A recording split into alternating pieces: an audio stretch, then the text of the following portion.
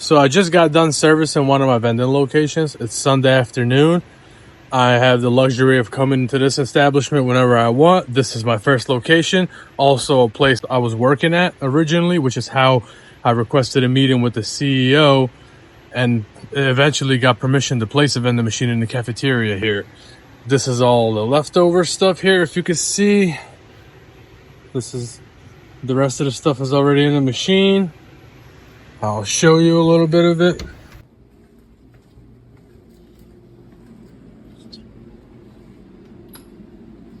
This is my very first location. It's not the most optimal location because I'll explain in a second. So, as you can see, I just filled it up with the most important things and the drinks. I've left a few slots open because I want to get some healthy options, and I'll get them potentially like tomorrow morning.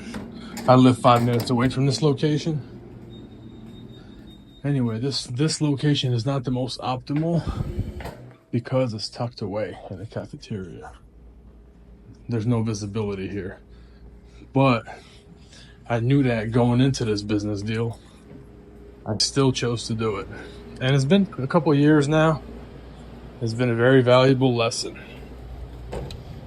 So just to put things in perspective, this location is a medical laboratory and it's open from Monday through Saturday, 24 hours. So I love coming there on Sunday to restock because I hate bothering people when they're trying to take a break.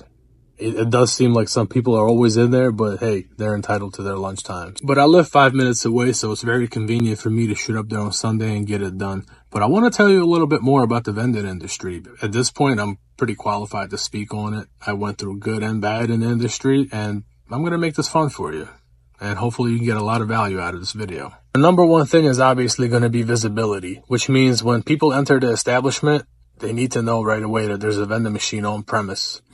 Which is where, if you see with my location, that's the only minus I have. Number two is going to be isolation, which means you don't want anything in the vicinity of your vending machine that offers the same product. Gas stations, supermarkets, things of that nature. But I will say, I have taken a risk before, and it paid off tremendously. There was a gas station on the same plaza, basically, as the location that I had. That location was a powerhouse. It was a dance studio with over 300 children. And when the guys were dropping off my machine, they pretty much knew right away that was a smash location. And yeah, it has paid off. And even I knew right away. Number three is going to be volume.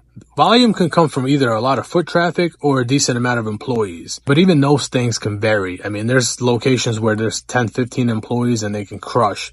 And then there's locations that over 100 employees and they don't buy anything. But I'm just giving you the numbers of how to optimize your locations. There's a huge misconception out there that you're supposed to give commission to the establishment. But I'll be honest with you, I haven't gave any commission yet. Because even when they ask about it, I explain to them, well, look, this machine's probably not going to make nowhere near as much as you think it is.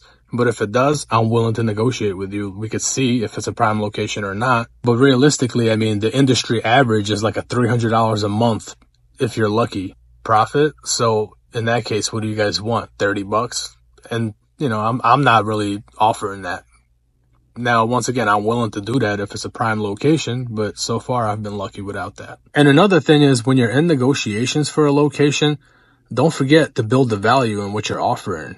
You always start with, I will give you a free vending machine, essentially. I will place a free vending machine in your establishment, which is how they understand that they're not getting any commissions because you're doing them a favor, essentially. You can obviously hit them with a few important statistics, like vending machines actually increase productivity from regular employees. It'll keep a lot of employees from leaving the premises of work during work time. Believe it or not, this space is not that saturated in my area. All the bigger companies, like the huge companies, corporations essentially that install vending machines, it's impossible to get them to put a vending machine in your location. They won't even talk to just anybody. I mean, you have to pretty much be a huge company in order to have a big corporation come out and put a vending machine at your location. But all the small businesses could also have hundreds of employees. They need regular guys like us to install vending machines at their locations. Trust me, I'm telling you from personal experience, it's not that easy to have a huge corporation, powerhouse, vending company put a vending machine at your location. Contracts. I personally don't do contracts because, trust me, if these people want you off their property, they will get you out of there. And I mean, why would I waste the time to go to court over a vending machine location. I'd rather do everything the honorable way, make sure everyone's happy. That way I could avoid those problems. But there are situations where you can negotiate a contract. Don't call it a contract, call it a site agreement. I mean, I'm sure like if you land a school or something of that nature, a government contract, you should have some kind of site agreement and you can structure it out. You obviously shouldn't purchase a vending machine before you find a location. As a matter of fact, I mean, each location requires a different vending machine. Some locations have the capacity to have 2 vending machines in there and still crush. So I would definitely hold off on that. Also, make sure the location has a solid source of electricity.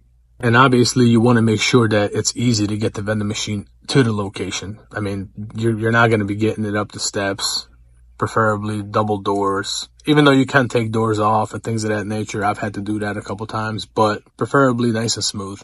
You can obviously buy your vending machines from the places like Facebook Market and OfferUp and things of that nature. I always bought them pre-owned, sometimes refurbished, but the most important thing is with some sort of warranty, even if it's for like 3 months. Not only that, but also since I'm a one-man operation, I don't really have a partner and not a lot of people that I ask for help. I just pay these companies to deliver the machine and install it for me, essentially. And the guys that install them are usually technicians too. So if it's a new machine I'm not used to dealing with, they explain how everything works on them and things of that nature. So a lot of times it's worth to just pay a little bit of extra money to just save the headache. I even pay for my machines to have the credit card readers installed on them.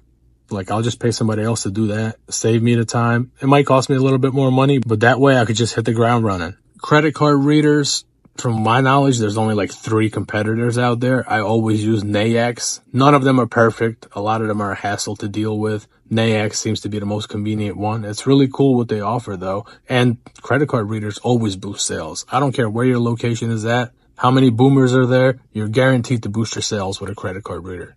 How these credit card companies work is you have to set up an account with one of them, and then essentially it takes a couple days for it to go through, and then they charge a commission off every transaction. Then there's a monthly fee. You can pay for the service where they just tell you how many sales it's producing every day, cash and card. And there's also an extra fee nowadays you can pay where it tells you how many items you still have in stock and what items need to be restocked. Some people find a lot of value in that. I have that on a few locations. Once you get the vending machine installed at the location, you can put a suggestion list on the vending machine for people to put suggestions on what they want in there. Sometimes you don't even have to do that. Some things is common sense, right? If I had a lot of kids at a location, they all want essentially similar products.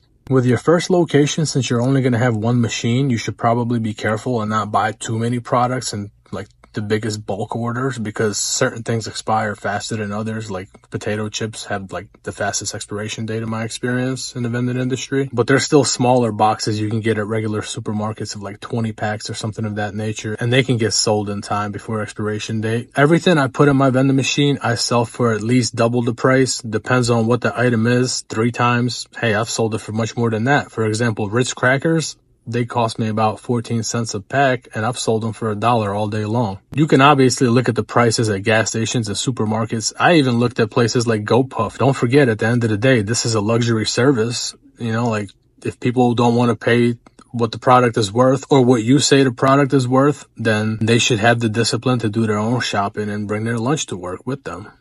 And you don't have to be apologetic about it. I hope you enjoyed this video. I hope you got some value out of it. I'm going to be dropping a lot more content on certain businesses that I have a lot of experience in and other ways to scale businesses and things of that nature. If you have any questions that I haven't answered for you, drop a comment. I'm pretty sure it won't be difficult for me to get back to you. Thank you.